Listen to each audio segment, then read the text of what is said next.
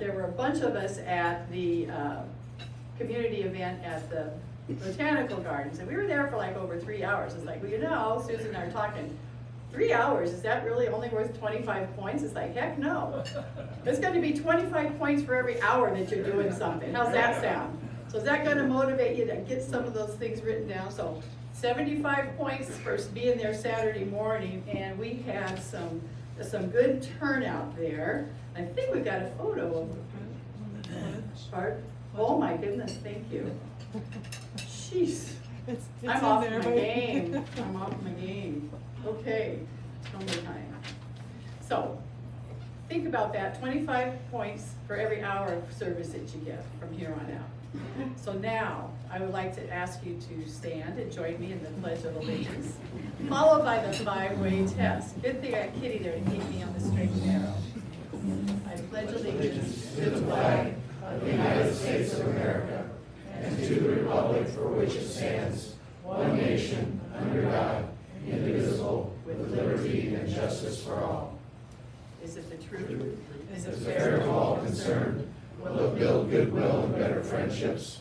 Will it be beneficial to all concerned? Is it fun? All right. Greet your fellow Rotarians and guests.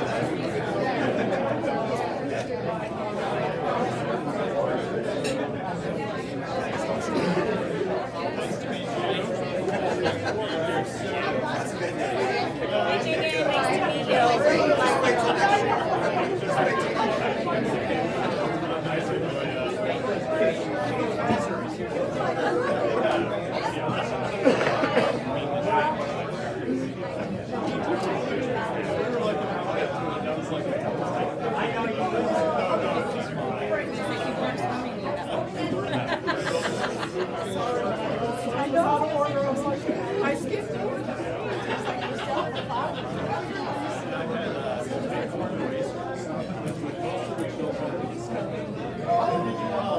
How many times did I have to jump on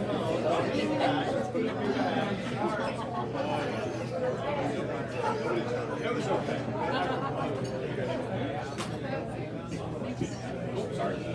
Where in the world? Okay, so now, where in the world have we been? Well, you can see this crew of 8 Rotarians that were at, and the daughter, that were there at the Botanical Gardens on Saturday morning to help the trick-or-treating folks.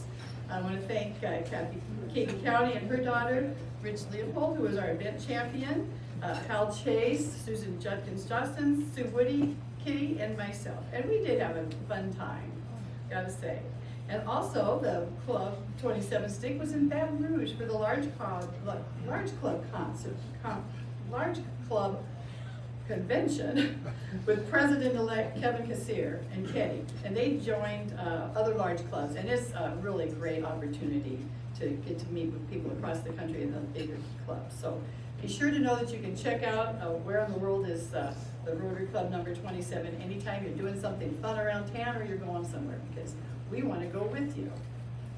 And now, I would like to invite Colleen Rogers-Messenger, who is a past board member, to come up and introduce her special guest, who has an announcement.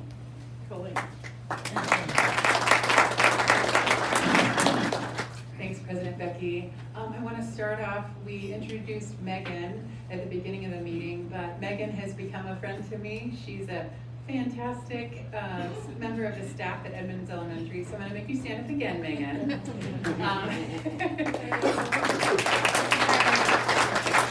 And she is able to stick around to answer questions. So if you were here a couple of weeks ago, you're going to hear the story again about Sarah. So, you know, every fall it's a boost to my spirits when we start to plan for our partnership with Edmonds and the Thanksgiving gift cards that go to families. I want to inspire all of you to think about the abundance in your life and to give back by making a contribution for a Fairway gift card. And I want to illustrate the way that this impacts families that Megan sees their children day to day by telling you about Sarah. She enrolled her 2 children in Edmonds Elementary this fall, and during the registration process, the school learned they're homeless. Sarah relocated from Omaha to Des Moines to escape 20 years of an abusive relationship with her children's father. She left home with nothing but some bags of clothing and moved her family into the bedroom of an apartment of a family member. There are currently 8 people living in a 2-bedroom apartment, so space and resources are scarce. Sarah works hard as a full-time CNA, but is unable to save much of her wages, especially for an apartment deposit and the first month's rent. She frequents local food pantries to help meet her children's needs. Sarah faces an entirely different set of circumstances and choices each day of her life than most of us think about in a typical day. This is just one of thousands of stories Megan could share with us about the challenges facing children and families at Edmonds.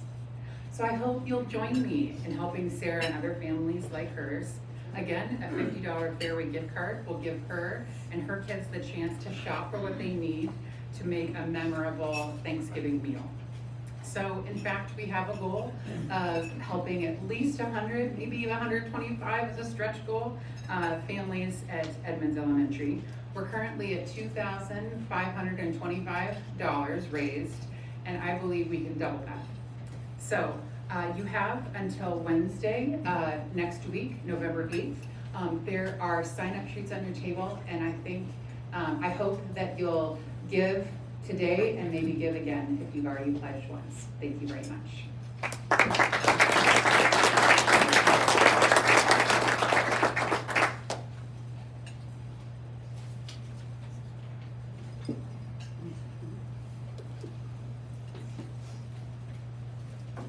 Okay, thank you very much, and happy to have you here with us today. And now Rich Leopold is going to introduce our speaker. Rich is also the Community Service Committee Vice Chair this year. So Rich.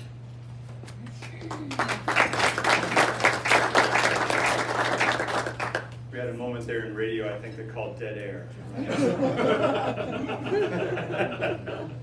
So I have the pleasure of introducing Michael McCoy today, and he's from the Metro Waste Authority here. So way back, I was a naturalist for a while, and one of the programs I did was Away. When people talk about throw away, what does that really mean? There is no away, it goes somewhere. Michael runs an institution that deals with Away, and it does it in an incredibly environmentally responsible way. They have to think about groundwater and surface water concerns, air quality concerns, climate change concerns, greenhouse gases. They don't just have the landfill, they have composting, recycling facilities, all these other things. And most people don't know this, and maybe Michael's going to talk about it, I won't steal too much of his thunder, but they got all kinds of other stuff they do too. The community impact that our commission has is great. They have an environmental learning center that takes care of and operates on 500 acres of land. They have Camp Creek flowing through there. They have public art, they have scholarships, they do public education programs. So they've got a lot of things going on. A moment about Michael. Very well-educated man, Cyclone, so he has a degree from Iowa State, gotta love that. Has a master's in international development, and also is a certified public manager through Drake. He's a Clive City Council person, has been since 2012. He's got other business ventures I won't go into, but he's got his fingers in a lot of different things. I've been pleasure to know Michael since he started out with the commission, and we're honored to have him here today. So thank you, Michael.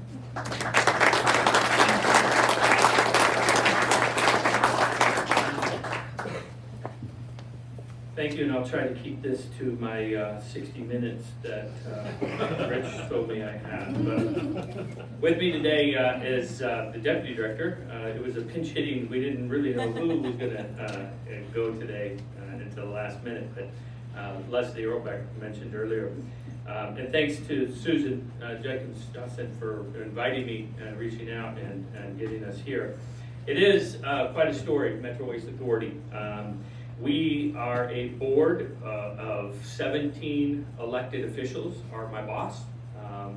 And so as you can imagine, all 17 have their own personalities, their own agendas sometimes. And so we do a pretty good job though keeping it together and going in one direction. It's been a pleasure for the last 8 years to be there. The Metro Waste Authority has been around for since 1969. It formed originally as landfills were sporadic throughout the river. Even from this view, you would have been able to see a couple landfills that were out there. How do you get rid of those in every town, village, city, and put them in one responsible, sustainable place? So that is kind of the short of how Metro Waste came about in 1969. Out in the Mitchellville, Reynolds area, there are about 2,000 acres out there at this point. Much of it will never be landfill property or used for landfill. As Rich said, there's an educational learning center, state-of-the-art, and in conjunction with Drake University. You name it, the kids have access to it. So microscopes, drones, there's enough drones for every kid, spotter scopes, GPS systems, waders so they can get in the creek and interact and catch tadpoles and turtles and all that. We may get into that here in a little bit. But so it's grown to be much more than just a landfill for our area. And I think a lot of you will be shocked of where. I already failed my first instructions by Kitty. Sorry, Kitty. She gave me good instructions on this clicker, and I forgot it at the table. So we have grown to around 115 employees at this point. 8 years ago, we were around 62 employees. But as our programs grow, so does the agency. Here is a map of the landfill out there in the upper right. That is most of our property out there. There's a little bit more, and then some on the north side of the highway there as well that we maintain and own for environmental purposes. You come to most of our gates, this is your view. We take pride in the landscaping and the look when you come into any of our properties.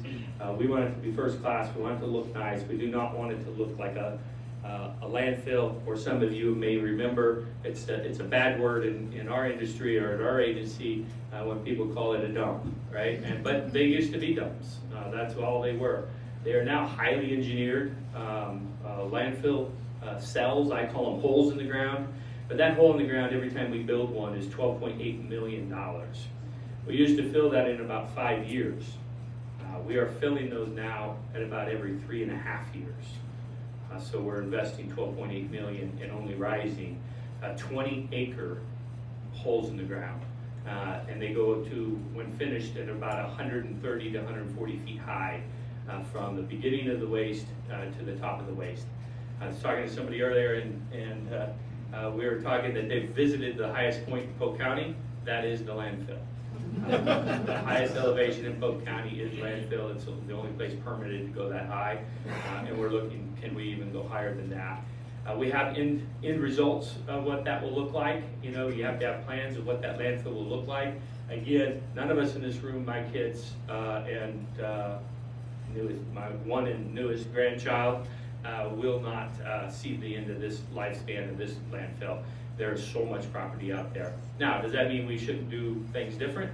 Does that mean we shouldn't be burying garbage in a hole for the next 100 years? Absolutely. We need to be innovative. We need to continue to look at better ways to dispose of garbage, or recycling, and anything else we can get our hands on. That I pride myself with our staff. Our staff is unbelievable when it comes to innovation, ideas. We have a belief in our agency is just come up with the ideas. We'll come up with some of the funding. We'll throw a pilot program at it, and we'll see if it works. You know, and in many of your businesses, as you know, out of every 10 things, one might work. That one is a home run. And so we'll discuss a few of those here as we go. Here's another facility of ours, a location in Bondurant. This is the hazardous waste facility. We take all household hazardous waste, not just from the central, or not from just the Des Moines area, but we work with 23 cities in Polk County directly for our agency's landfill here in Polk County. But we also have a landfill in Perry, Iowa, which then we work with Dallas, Greene, and Union, and we go to other 20 counties that we're taking waste from as well, bringing it in either to Perry to Bondurant in hazardous waste or to the landfill. We have garbage coming from Sheraton and farther even south than that coming up here, because as regulations continue to hit, as the responsibility continues, so does the cost. Not all communities can afford this, and so we work out deals to make sure it goes to a proper place and a sustainable place. Another one of those, as you've heard, the bottle bill is always being changed or looked at changing, or do you get rid of it, do you not? Metro doesn't really have a stance on it. Keep it, it's great. You know, it definitely helps when it comes to litter, but what are we going to do for the sustainability of that program as the legislators keep the threat to change it? We decided to open up our own bottle redemption centers as grocery stores and others, convenience stores, have wanted to get rid of them for good reasons. We have decided we have to fill that gap, and you'll see that kind of a theme in our agency as we go on. So we have now a bottle redemption in Bondurant, we have one in Grimes, and we'll grow that to a half a dozen here in the next year of where those will go. It is, everything we look at, it does not have to be net revenue, as we talk in the government agencies. The profit is a bad word, right? So net revenue, it doesn't always have to be net revenue, because we do have some programs that do lose money purposely, because it just makes sense to get tires out of the ditch, so people are, you know, make that cost low enough that they can bring it in. Some other items, paint and things that get dropped off. But the other stuff needs to be responsible in net revenue if we can. The bottle bill is one of those that is net revenue to us, and it fits in with our model that I'll be discussing here in more length, our new facility that we built. So we also do, we controlled the recycling, the curbside recycling in 1990s. It came as Curbit, the single stream program. You remember the old toters at your house, the small ones you put out, you kind of separated. Then it moved into the large 96 gallons where you can put everything into it, into a single stream. It then goes to a facility and is then separated and hopefully sold. We also, that's 100,000 plus homes in 21 communities. And then again, that only counts the communities in Polk County. That does not count all the communities outside of Polk County that we work with as well. We oversee the residential garbage collection in every city other than Des Moines and Urbandale in the metro area. And then recycling, we're taking recycling as far as Fairfield, Council Bluffs, Mason City, Ames, Fort Dodge, all coming here into one of our facilities, our newest facility that was opened just 2 years ago yesterday, I think it was. Strange to say that. So the curbside recycling, why recycling? You know, I have this argument with some folks, or this debate. Some say it's not worth it, some say it's great, some say it's the green and the environmental side, some say it's a waste of money, right? I can honestly argue on both sides of it, and it is a good thing. If it's a finance thing to you, it can be net revenue, and especially when you add up everything. So for every ton we keep out of the landfill, it saves time of building a new cell, which is $12.8 million. You add those dollars back into your savings, and then you're also selling that commodity. And we have been very fortunate the 2 years that we've been open. We have been able to sell that commodity at a very good rate up until just the last 2 months. I'll explain that here in a minute. But that is the recycling piece. That journey was not easy. We had partners in this. We were bringing our material up until 2 years ago to a third-party processor. What we found out one day, as those prices in that contract kept changing, as you can imagine in your businesses, if your vendor kept coming to you every 3 to 6 months, changing the pricing of a contract that was good for 5 years, and that's how you budget it as an agency, let alone a company, it's a difficult model. So one day we had semis started showing up to the landfill full of recyclables. They were literally baled, separated, and ready to sell. This recycling facility could not sell them for multiple reasons, brought them and thought they would landfill them. We could not do that. I wouldn't be able to speak in front of you all, say that is what we do in the sustainable model we have. We decided to find buyers for that in the United States, and we were able to. We had never sold a commodity before that. We were able to find a buyer for those semis. We offloaded it, loaded it into our own semis, and ended up turning it and selling it in Michigan. to a mill, paper mill, that then recycled it. So prior to looking into this recycling facility that we were looking at building, is it a good idea, is it not?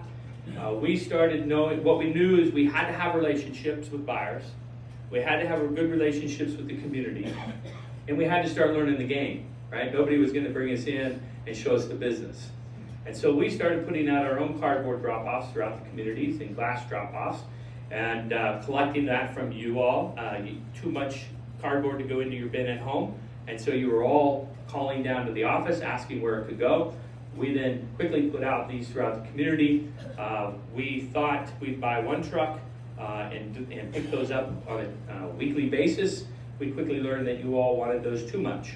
And so we put out 15 or so of those, and we are now collecting these on an everyday basis, Monday through Saturday. We have our own trucking at this point. So it was, we are now, I just saw the numbers yesterday, we are at 60 tons going into these neighborhood drop-offs. That doesn't include the stuff you're dropping in your at your house, in your single stream. 60 tons of cardboard on a monthly basis. Again, we turn around, we bale that, and we sell it to the market. Most of ours goes to Green Bay. All of ours stays domestic today. It doesn't mean it will forever, but we built our facility that it can go international. It can meet the standards of the international standards to be sold anywhere in the world. But today, ours is so clean, our material is so clean, our facility is so high-tech that we can meet that standard and beat it, that they're lining up to get our material first before they'll choose to go to another facility. It's a good place to be. So again, that critical for success is that brokers, the in-market users, Leslie, myself, our manager of the landfill, started making those travels, went to Detroit, went to Green Bay, a couple other facilities. We wanted to see where our material was going. You know, your Tide bottles, your hard plastics, those HDPEs, is it really going and being used for recycling, or as some of the articles you see in the newspaper, is it going overseas being buried or burned? So we got on the road 2 summers ago, I believe it was, and we wanted to see, is it going to where they say it's going and into a facility. We showed up to Detroit to a plastic facility that produces every Tide bottle in North America.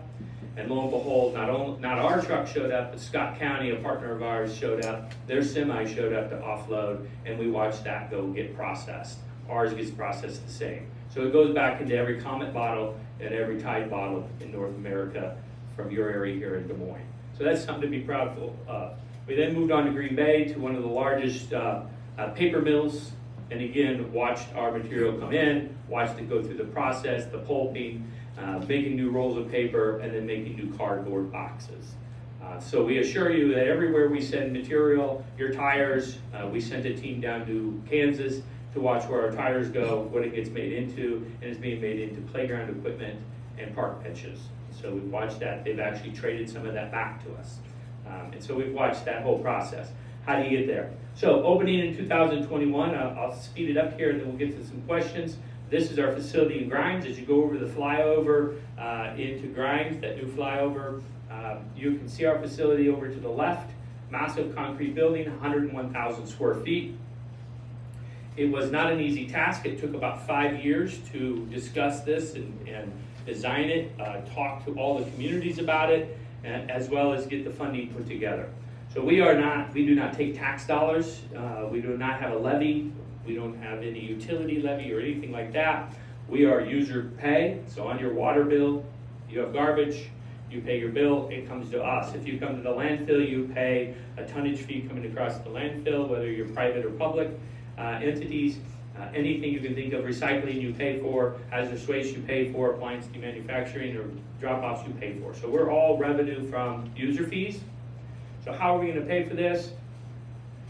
Not a good thing, but COVID came along, slowed things down. We are just about to build and go out for a loan on this facility, $28 million for this campus.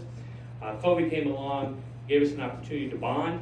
We partnered with Polk County, the supervisors, and we ended up getting the $28 million instead of 4.5%, which was being proposed. We got it at around 1.2% on an interest rate through a bond. And so we were making more money on our cash than we could if we went to bond, right? So we left our cash in the bank. We could have paid cash, but why would you? It's a business decision at that point. So we run it a little edgy of the agency between what would you do as a business and what you should do as a government agency. But our return dividends are to all of you. We owe 600, 700,000 people as our stockholders. And so that's how we look at every decision we make on a daily basis. How do we not raise your prices? How do we lower it by bringing in other revenue and other programs? So here's the launch of that program. Here's our facility. When we launched it 2 years ago, it was the most high-tech facility in the world. We have optical readers coming through it. We've designed it. They're first of the kind all over this facility of equipment being used and now being modeled, and people flying in from all over the world to see this facility up until 2 months ago. I keep saying that, right? Because the big note is to come. But we'll be back up and running here in about 2 weeks, rest assured. So that all comes through this facility. We employ 24 folks out there. And we have about 10 semis coming in a day, 8 to 10 semis coming in a day and night, loading up and shipping out our material to be then processed at mills and plastic mills around the country. We do tours all the time out here, so if any of you are interested, have breakfast clubs, whatever it is, we've hosted breakfast clubs, other meetings, strategic planning for companies out here in our education facility. We do have hand sorters. But we have a lot of technology. We're going to take this opportunity of this little break that we're having right now to add more technology to this. This is our tip floor.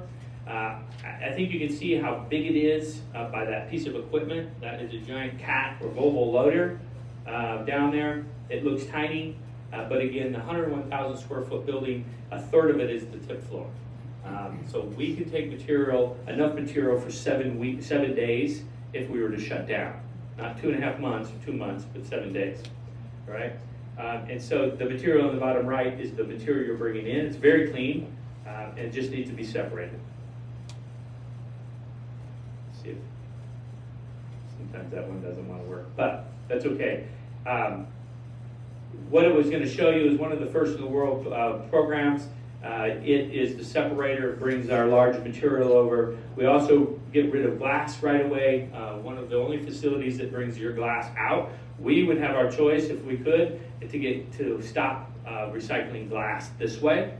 We do it a different way on community drop-offs, but what we did know is that our stockholders probably wouldn't go for that, right? You all demand glass to be in your single stream, you're already used to it, and so we better just take care of it on our own. So we're breaking it at the beginning. We have the cleanest glass in the country. Again, that is from the largest buyer, global buyer of glass, telling us that.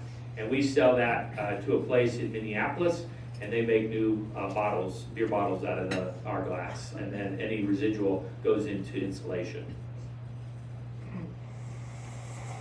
One of our facilities, plastic bags and stuff, is one of our big pain points. So we have some vacuums that are sucking some of those things up for us. As you can see, them kind of raise up.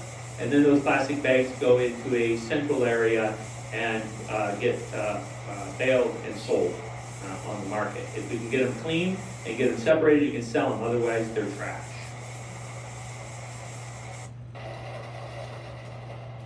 This is your milk jugs. About a year ago, milk jugs were more expensive than aluminum when we sold them. They were worth more money than aluminum for quite some time there, just because of what was being made out of them at the time. So we have a very clean stream of the milk jugs. This kind of talks about some of the enclosures we've done. One of the environmental pieces we did, we all wanted our employees to be very comfortable. You can go in there today in short sleeves and do your work. You can go into our plant in January, February in short sleeves in our plant and do your work. In the summer, it does get a little hot, but we also have a lot of systems for that as well. Not air conditioning, as in this one, we have heaters in some cases where we have large air compressors. We've decided to put them in a room, wrap them up, keep them clean, keeps them going longer, but then trapping all that heat and blowing it back out into the building talking 500-600 degrees in that room. If you don't do that, we're putting it back into the building for temperature control in the winter, and then in the summer we're exhausting it out. We're the only building that we know in recycling that does that in the United States. But it helps us with our bill overall as well.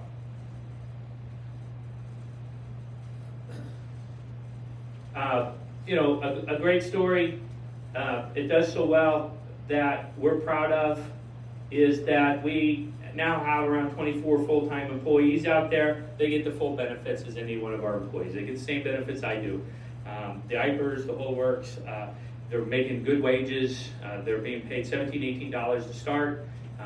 That is what we can offer when you run it on an edgy business/government model. It's not just the giveaways. It's how do you give back? How do you make your employees? We have some employees that are still there from day one and very happy and have now rised up and are leaders in our facility. This is one of the facilities we went to in Green Bay, so the paper mill that we visited. Education facility, this is where we host the meetings, but we also host hundreds and hundreds of children.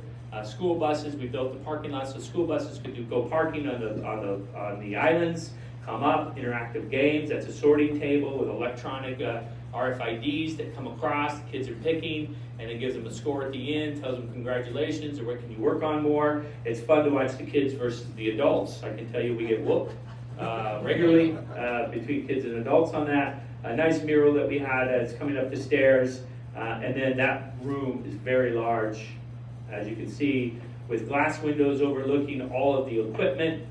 Behind that TV is a deck that you can go out onto. Again, then glass windows. What we did know is that children and adults, some don't want to be out there in the noise. The noise bothers them.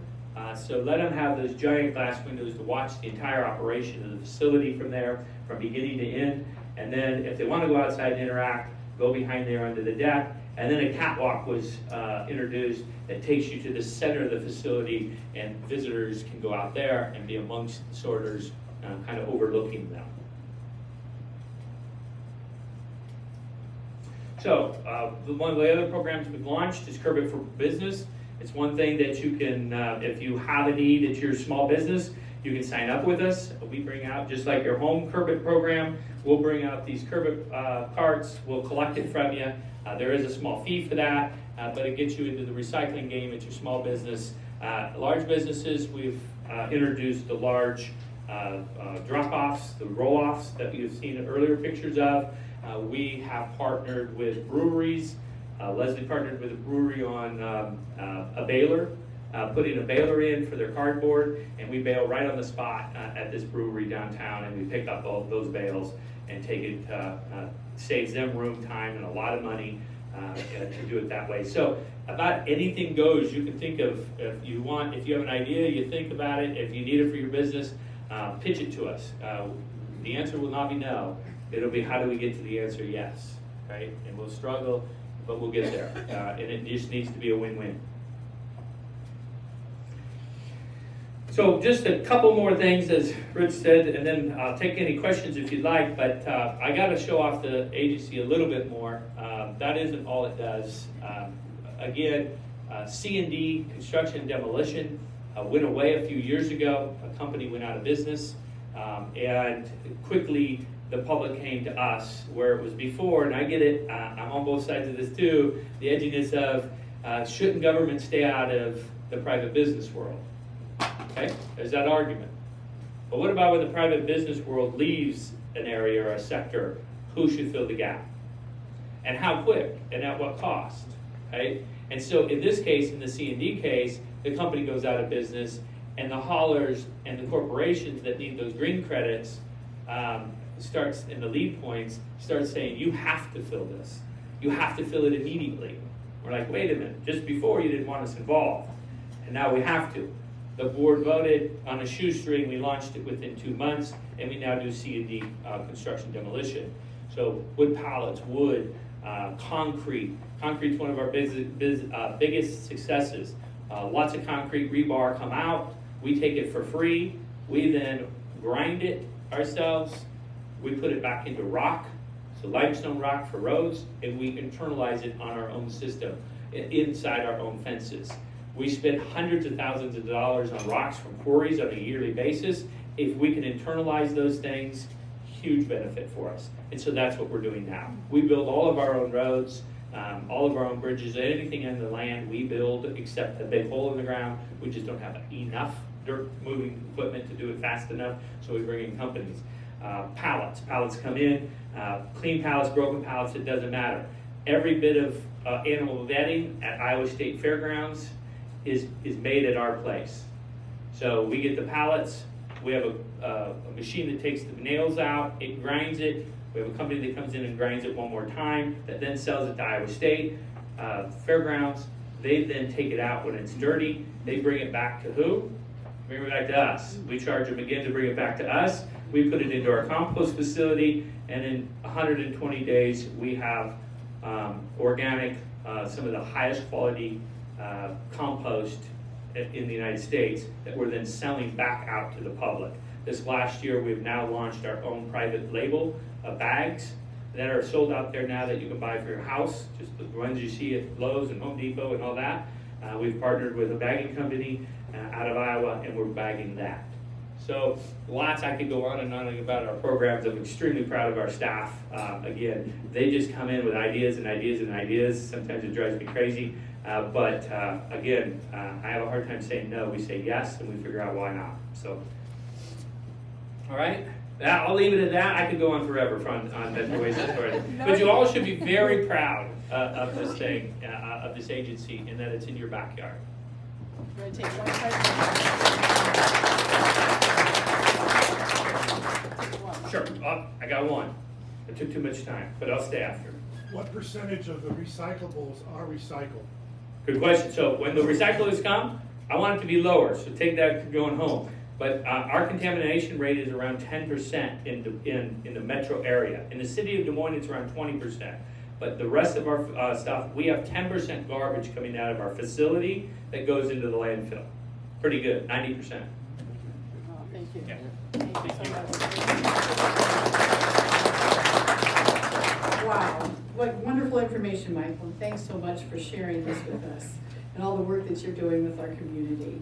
As a token of our appreciation, we've donated a book in your honor to the Des Moines Public Library.